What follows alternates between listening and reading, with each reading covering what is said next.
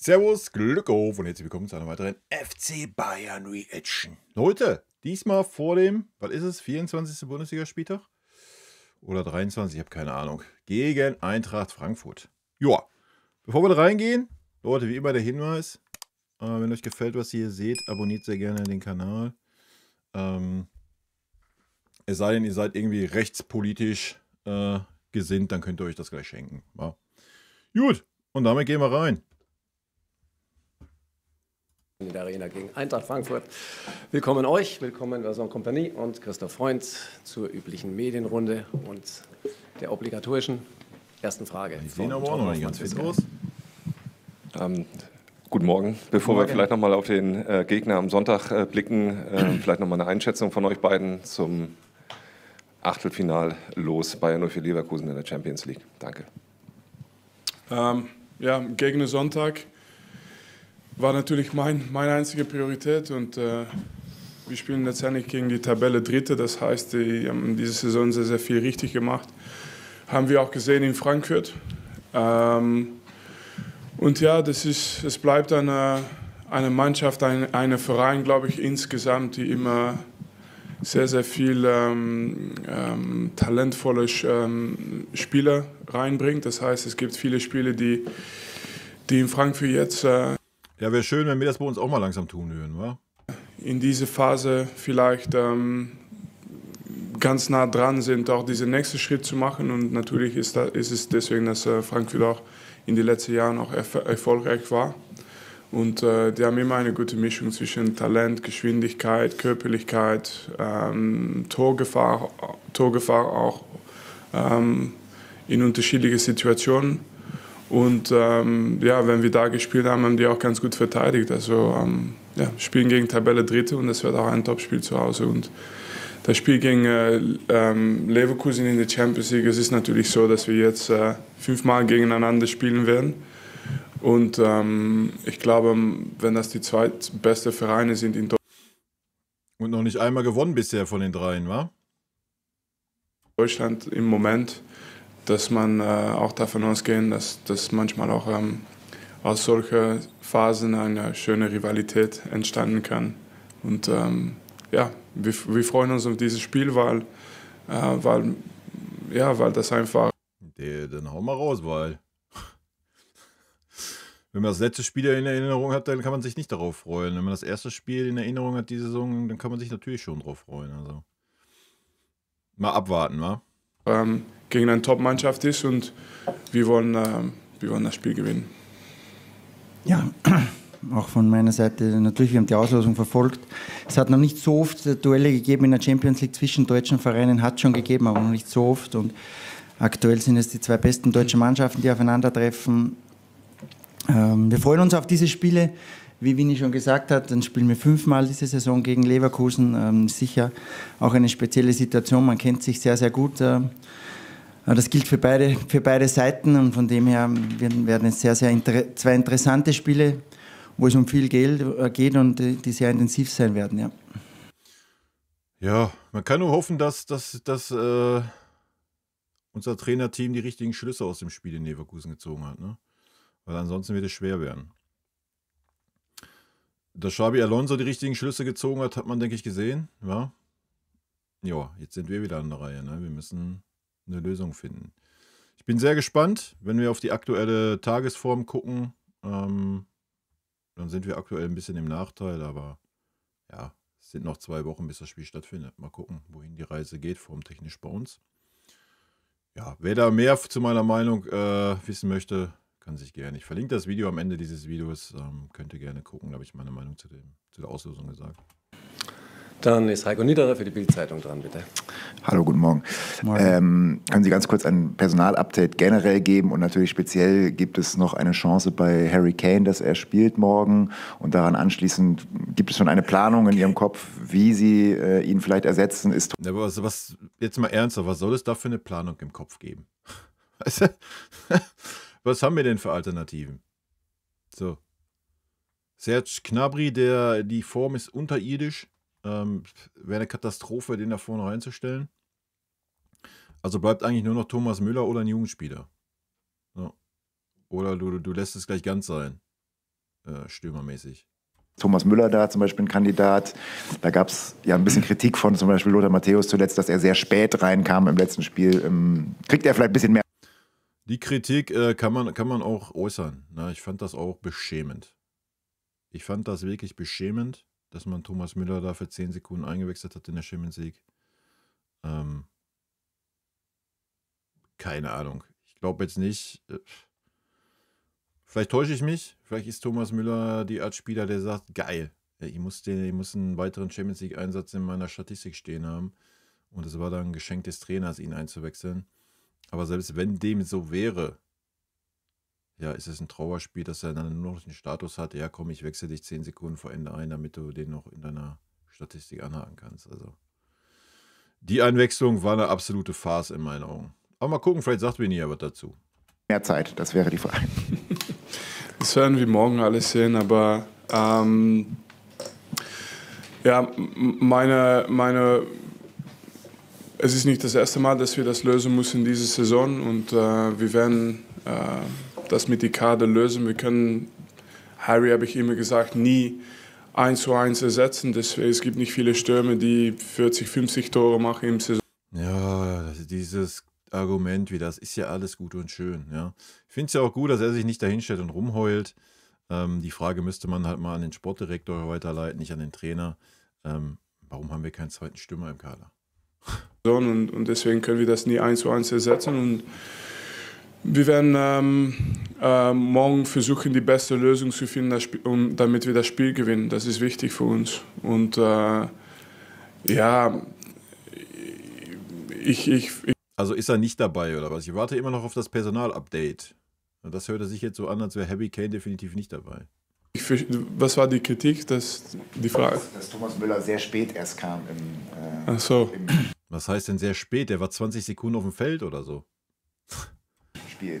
Sehr spät eingewechselt wurde, obwohl Harry Kane schon länger draußen war. Ja, aber ich glaube, meine Mentalität und die von Thomas auch, wie ich jetzt Thomas kenne, ist, dass jeder Moment wichtig ist. Das ist.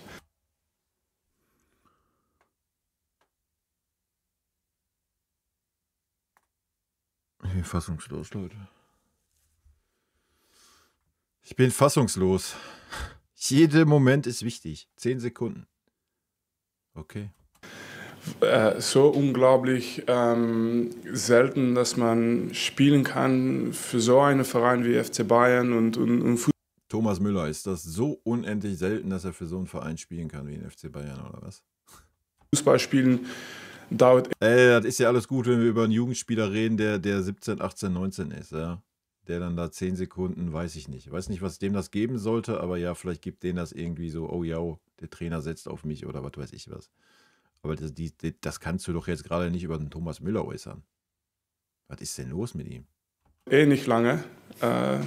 Ich hätte auch gerne länger Fußball gespielt und jeder Moment ist einfach speziell und wichtig und in ein Spiel, muss ich ehrlich sagen, wo wir dieses Tor machen am Ende, es könnte 5 oder 10 oder 15 Minuten früher gewesen sein. Ich hatte wahrscheinlich die gleiche Wechsel gemacht.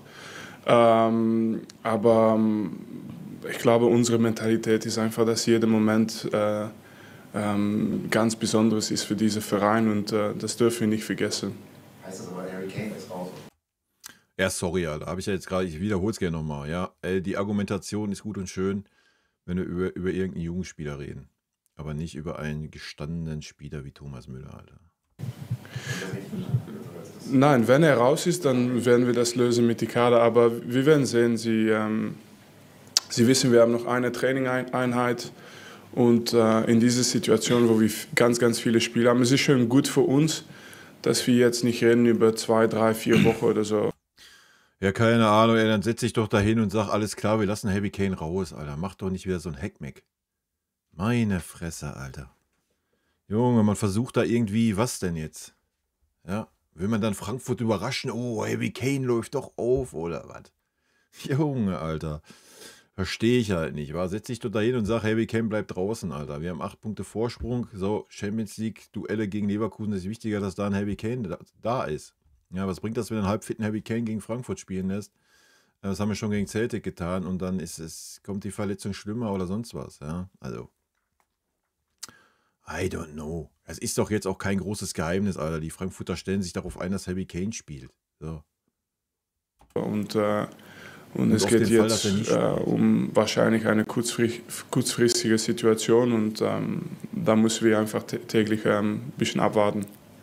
Ja, siehst du, das verstehe ich halt nicht. So. Das war ja schon vorzeitig so. Ja, das ist eine kurzfristige Situation, da müssen wir täglich ein bisschen abwarten. Und ey, das heißt doch dann, dass er nicht 100% fit ist. So, das können wir doch festhalten. Ja, der wird ja nicht dann sagen morgen, jo, alles klar, hier ich bin 100% wieder fit. Das war ja schon vor Celtic nicht so. Ja, das ist dein einziger Stürmer, den du hast. So, ja, dann sag doch alles gut. Ja, Heimspiel gegen Frankfurt, alles klar. Wir studieren jetzt was ein ohne Harry Kane. Feierabend. Dahinter ist Klaus Bergmann für die dpa, bitte. Herr Kompany, wenn man sich an das Hinspiel in Frankfurt erinnert, da war der FC Bayern extrem dominant. Die Mannschaft hat ganz, ganz weit vorne drauf gepresst. Glaube ich nicht, dass es morgen so sein wird. Täuscht der Eindruck, dass sich die Spielweise schon verändert hat? Und wie schätzen Sie das selbst ein? Wie hat sich das angepasst, die Spielweise Ihrer Mannschaft von damals, dieser extremen Dominanz, was natürlich auch Gefahren geboten hat? Sie haben auch 3 Gegentore kassiert am Ende. Wie würden Sie das selbst beschreiben? Nein, wir haben für 2 Wochen, weil wir haben viele Spiele im Moment, wir haben für 2 Wochen gegen Bremen genauso gespielt und dann haben wir 3-0 zu Hause gewonnen und wenn wir viele Spiele haben, ist es einfach manchmal so, dass man ein Ergebnis holt oder dass man die Punkte holt oder die Quali holt und es ist nicht immer einfach, die ganze Saison immer die gleiche Leistung zu bringen, aber das Ziel ist immer, dass das nächste Spiel mit bisschen, jetzt haben wir 2 Tage extra Erholung bekommen, dass das nächste Spiel, dass das einfach wieder unsere beste Leistung ist. Was im letzten Spiel passiert ist, kannst du nie ändern, ob das deine beste Leistung ist oder nicht. Aber wie gesagt, wir haben in der Bundesliga für 2 Wochen, das war unser letztes Bundesligaspiel zu Hause, haben wir eigentlich sehr gut gemacht. Aber es gab natürlich viele Spiele in kurzer Zeit und jetzt müssen wir einfach sehen, dass wir morgen top sind. Und, weil es geht immer so im Fußball, wenn man if I can say it in English, you always have these big topics, right? After a game, you know, you've lost your football. After another game, you're the best team in Europe, and it's somewhere in the middle, the truth, you know. And for us to continue to be where we are and to be successful, we just have to focus on the next game. Now we have Frankfurt at home. It's a game that we are really looking forward to, and you know we can bring special moments in this stadium with our fans, and that's the only goal right now. That's the only focus. Ja, da gehe ich ja mit. Ne? Da gehe ich schon mit, dass die Wahrheit irgendwo in der Mitte liegt zwischen dem, was Zeitungen schreiben, nach dem Spiel einmal Boden schlecht, dann wieder in den Himmel gelobt. Aber ich weiß nicht, vielleicht äußert man das einfach öffentlich nicht, kann ja gut sein. Man sollte intern schon merken oder gesehen haben, dass der Leistungsunterschied von Hinrunde zu Rückrunde, und das ist jetzt nicht an einem Spiel festgemacht, sondern du kannst sämtliche Rückrundenspiele nehmen. Wir haben noch nicht in einem Rückrundenspiel auch nur ansatzweise diese Leistungen gesehen wie in den Hinrundenspielen. Ja, das muss man einfach so klipp und klar analysieren und sagen. Der Take mit, ach ja, wir haben so viele Spiele, weiß ich nicht. Ja, auf der einen Seite verstehe ich das ein bisschen, auf der anderen Seite kann ich das einfach nicht zählen lassen, Alter. Ja, wenn man dann so Spiele wie gegen Leverkusen anschaut. Ja, oder auch die Spiele davor, die Spiele danach jetzt gegen Celtic, das war auch eine Katastrophe. Ja. Aber nochmal, ich habe es ja gesagt schon in der letzten Reaction, alles gut, ich nehme das mal so hin. Vini hat den Kredit verdient, das, was er bisher geleistet hat. Und ich warte mal das Spiel gegen Frankfurt ab. Da muss dann jetzt, wie es gerade sagte, damit 2 extra Tage Erholung. Da muss dann jetzt wieder die Frische kommen und da muss die Spielfreude kommen. Und ja, ich bin sehr gespannt, ob das der Fall ist. Ja, ob das dann wirklich nur der Belastung geschuldet war oder ob es doch eine Formsache ist. Ich denke, das werden wir dann jetzt nach Frankfurt sehen. Ne? Dahinter Sport 1, Miriam Wetter, ja. Guten Morgen. Ich hätte auch noch mal eine Frage zu Thomas Müller. Und zwar kam er jetzt ja im Februar nur auf 36 Minuten Spielzeit. Inwieweit planen Sie denn auch über die Saison mit ihm? Also gerne an beide. Die Diskussion, ich weiß gar nicht, warum die Frage kommt. Die Diskussion kannst du einfach ganz schnell abarbeiten. Sportlich spielt Thomas Müller gar keine Rolle mehr in dieser Mannschaft. Das schon länger. Nicht nur erst seitdem Kompany da ist, war schon unter Tuchel so. Das war schon. Die Zeit ist einfach rum. So, er hat halt einfach nicht den Absprung geschafft, wo man gesagt hätte, er geht durch die Vordertür sportlich. Die Einsatzzeiten werden nicht mehr werden, es sei denn, Jamal Musiala fällt aus. So. Oder jetzt fällt man Harry Kane aus, du hast keine andere Alternative, also stellst du wahrscheinlich einen Thomas Müller vorne rein. Das ist es. Das ist der Faktor Thomas Müller ja sportlich gesehen in dieser Mannschaft. Menschlich und so wird er mit Sicherheit ein herber Verlust werden, kann ich mir sehr gut vorstellen. Sollte man jetzt einen Spieler deswegen weiterhin 20 Millionen im Jahr in den Hals werfen, weil man sagt, oh, er ist für die Kabine wichtig, für das Mannschaftsklima wichtig, weiß ich nicht. Ich persönlich würde das nicht tun. Ich meine, wenn man sich mit Thomas Müller da hinsetzt und sagt, ja, Thomas, das ist deine Rolle gerade in der Mannschaft, aber das weiß er auch selber. Komm, hier hast du irgendwie, was weiß ich, 3, 4, 5 Mille, dann kannst du gerne noch ein Jahr bleiben und ansonsten, ja, Feierabend. Ja, kann er gerne in anderer Position im Verein bleiben, das ist ja alles fein, da gehe ich ja mit. Und das ist auch richtig und wichtig, dass man, wenn er da Bock zu hat, man ihn irgendwie in diesen Verein einbinden kann nach seiner Karriere. Aber wie es Lothar schon sagte, wenn er nochmal richtig Fußball spielen möchte, da muss er irgendwie nach die USA gehen oder sowas. Ja. Das wird er beim FC Bayern nicht mehr. Er wird ja kein Stammspieler mehr werden. Also da brauchen wir uns ja nicht drüber unterhalten. Ja. Und das ist wenn wir jetzt die Einwechslung gesehen haben in der Champions League, ist es ein trauriges Ende dieser überragenden Karriere für den FC Bayern aus meiner Sicht. Ja. Ist ein bisschen schade. Nicht traurig, schade einfach. Ja. Ich hätte Thomas Müller einfach ein Ende auf dem Level gewünscht, wo man sagt, jo, Thomas, geh mal durch die Vordertür. Ja, jetzt könnt ihr mir mit dem Argument kommen, ja, Champions League Finale daheim. Ja, da musst du erstmal reinkommen. Ja, und dann stell dir vor, du kommst da rein und Thomas Müller wird 10 Sekunden vor Ende eingewechselt. Oder wird beim Stand von 3:0 für uns, wird natürlich nicht passieren in so einem Finale, aber stellt euch das vor, wird dann eingewechselt. Ja, was ist das dann für ein Ende dieser Karriere, Alter? Wenn er da so eine Mitleidseinwechslung dann bekommt. So, gehst du dann sportlich durch die Vordertür? Nee. Ja. Und das ist ein bisschen schade in meinen Augen. Und das hat er auch nicht verdient. Ja, da ist er aber irgendwo selber mit dran schuld, weil er hätte einfach mal vorher den Schlussstrich ziehen sollen. Keine Ahnung, wenn er unbedingt weiter kicken will, wäre doch auch eine sehr, sehr gute Geschichte. Geh doch in die zweite Mannschaft, Thomas. Ja. Dann kannst du immer noch mal, wenn Not am Mann ist, kannst du noch mal in die erste hochgezogen werden. Aber dann musst du halt auf Millionen und Abermillionen Gehalt verzichten. Ja? Wenn es einfach nur ums Fußballspielen geht, ja, dann lass doch Thomas Müller den Obermufti in der zweiten Mannschaft sein. Er kann doch super mit den jungen Spielern, ja, ist ein Vorbild, ist ein Leader, wäre doch prädestiniert. Ja? Und dafür reicht das Leistungsniveau. Für die 4. Liga, easy, reicht doch das Leistungsniveau eines Thomas Müller. Ja? Dann geh doch da noch ein Jährchen oder 2 kicken, ist doch alles fein. Ne? Ja. Ja, ich hab schon ganz oft gesagt, wie wichtig der ist für uns. Und ich glaube, ja, so wichtig, dass ich ihn für 10 Sekunden einwechsel in der Champions League. Am Anfang hat man immer einen Plan, wie man das Spiel erstmal gewinnen muss. Das geht immer so. Wir haben eine Kader auch mit sehr, sehr vielen großen Spielen, große Namen. Und ich bin jetzt 6, 7 Monate hier und ich verstehe, dass es ganz oft geht über die nicht spielen auch. Und das ist auch völlig normal.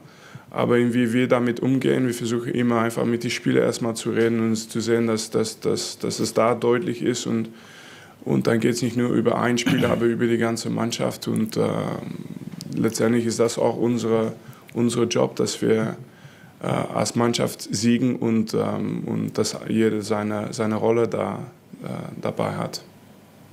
Ja, Thomas hat eine wichtige Rolle. Der Vinny hat schon öfter gesagt, auch wenn er jetzt wenige Minuten hatte und auch wie er sich verhält in der Kabine, abseits vom Platz, ist einfach eine große Persönlichkeit und hat großen Einfluss auf die Mannschaft und ist einfach ganz, ganz ein wichtiger Bestandteil von der Truppe mit seinem gesamten Paket am Platz wie auch außerhalb.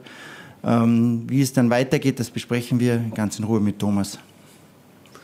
Dann ist Florian Schiemack für Munich Online an der Reihe. Grüß Gott, Herr Company, generell zum Personal.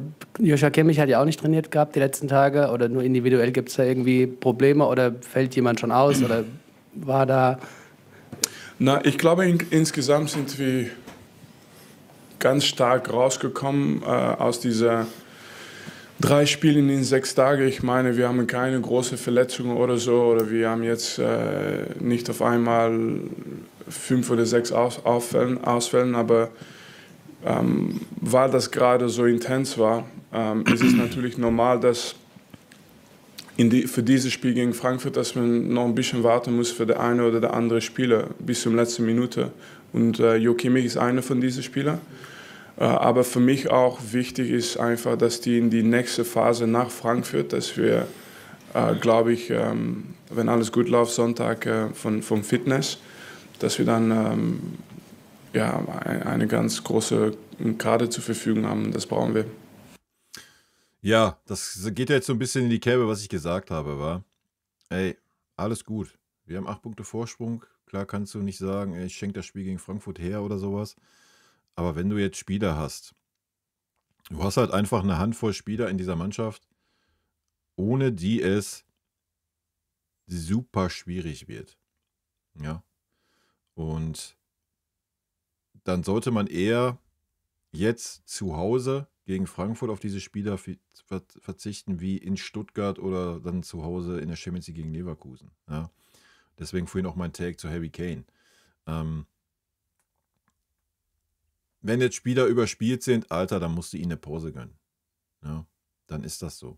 Da müssen andere Spieler in die Bresche springen und wir spielen zu Hause, da muss es möglich sein, gegen Frankfurt auch was zu reißen. Ja, das ist mein Take. Ey. Und sonst dann auch alle, also es gibt keine Bewegung. Bis auf die letzte Minute müssen wir noch ein bisschen abwarten für der eine oder der andere Spieler. Aber morgen bekommen wir alle Antworten. Claude, 2 Fragen haben wir noch. Heiko Nitterer nochmal. Ich habe noch eine etwas schwierige Frage, die ein bisschen weggeht vom Fußball. Es gibt diesen Konflikt zwischen Kongo und Ruanda. Sie haben da zuletzt auch sehr emotional was gesagt über Ihre Verbindung zum Kongo. Ja. Passt super zu unseren Werbepartner, oder? Dass wir einen Trainer haben, der Verbindung zum Kongo hat und dann für Ruanda, der Aggressor ist, Werbung machen. Hut ab. Also legendär, wie wir unsere Werbepartner aussuchen. Ne? Das ist schon wirklich legendär, Alter. Ihr Vater hat sich, glaube ich, auch geäußert in Belgien, etwas kritisch gegen Ruanda. Nun ist Ruanda bzw. Visit Ruanda ein Sponsor von Bayern. Ja. Ist das etwas problematisch für Sie? Wie sehen Sie diese Geschichte? Look. Boah, schwierige Frage, Alter, an den Trainer war, ey. Gerade wenn man weiß, dass seine Familie halt irgendwann mal aus dem Kongo gekommen ist. I think what I said in the press conference, was it on Tuesday? I think that was, I think I spoke with my heart. I said where I'm from. Ja, ist auch richtig. Ja, richtig und wichtig, Alter. Da muss er, wegen mir braucht er da kein Blatt vor den Mund nehmen, wa? Da kannst du den Christoph freuen, ich meine, der kann da nichts für, aber da kannst du gleich mal den Chrissy ins Gesicht gucken und sagen, Alter, was fällt dir eigentlich ein? You know, like I said, my dad was born in Bukavu, in eastern part of Congo. We are originally from Kasai, which is another region in Congo. And I've always had a very strong connection to Congo. So my grandmother is from that region, and so it's totally normal that I want the well-being of the people in everywhere in the world in general. But of course, this one is a little bit personal. Yeah. But I also said I'm coach of Bayern Munich here. I'm not here to make any political statements. It's a football press conference. I know you have also colleagues in other divisions of your newspapers who are managing these situations. My message is always a message for peace as soon as possible, and for this situation to be resolved in the most fair possible way. Ja, völlig verständlich, ja, dass er sich da hinsetzt und da jetzt nicht sagt so, oh ja, super scheiße. Er wird es denken, 100 Pro, ist auch 1:1 verständlich und da geben wir leider mal wieder ein Armutszeugnis ab, ja, dass da nicht mal ein klares Statement kommt vom Verein oder dass man den Vertrag da auflöst. Da kommen wieder die gleichen schwachsinnigen Aussagen, wie es damals mit Qatar Airways war. Das ist sehr schade, ja. Da sieht man wieder, dass das Geld regiert die Welt. Das ist leider so. Sehen wir auch gerade an anderer Stelle, was hier zu weit gehen würde. Das ist sehr schade. Ja, das ist wirklich schade, dass wir es einfach nicht hinbekommen. Ich meine, die Kritik war schon da, wo das Sponsoring abgeschlossen wurde. Ja. Ich weiß nicht, über wie viele Millionen wir da reden, aber ich fürchte, ey, wir tun so viel, so Rot gegen Rassismus, wir sehen es da im Hintergrund auch, ja. Wir tun so viel in diese Richtung und suchen uns dann immer Werbepartner aus für ein paar Millionen, wo man drüber diskutieren kann und das alles in Frage stellen kann. Ja, und das verstehe ich nicht. Das ist super, super schade und Alter, ganz ehrlich, wenn das also wenn wir das tun müssen, um Spieler wie Jamal Musiala oder Alphonso Davies zu halten mit 15 und 25 Millionen Jahresgehalt, dann scheiß auf die Spieler, Alter. Ja.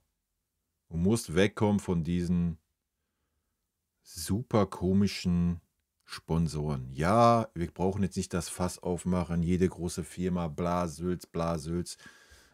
Leute, das sind 2 Paar Schuhe. Ja. Und das ist, ja, das macht mich persönlich traurig. Ja. Gut, dann vielen Dank euch beiden. Danke euch. Bis morgen in der Arena. Servus. Danke. Danke. Ja, ist ja ein Freund nochmal davon gekommen, dass er dazu nichts sagen braucht. Joa! Das war die PK vor Frankfurt, Leute. Ich wünsche euch ein wunderschönes Wochenende. Ein gutes Spiel. Und heute Abend 18 Uhr live auf Twitch, ja, wenn ihr Bock habt. Und in diesem Sinne, haut rein. Rot-weiße Grüße gehen raus. Vielen lieben Dank für euren Support hier auf dem Kanal, Leute. Vielen lieben Dank für euren Support hier auf dem Kanal. Und in diesem Sinne, gute Freunde kann niemand trennen.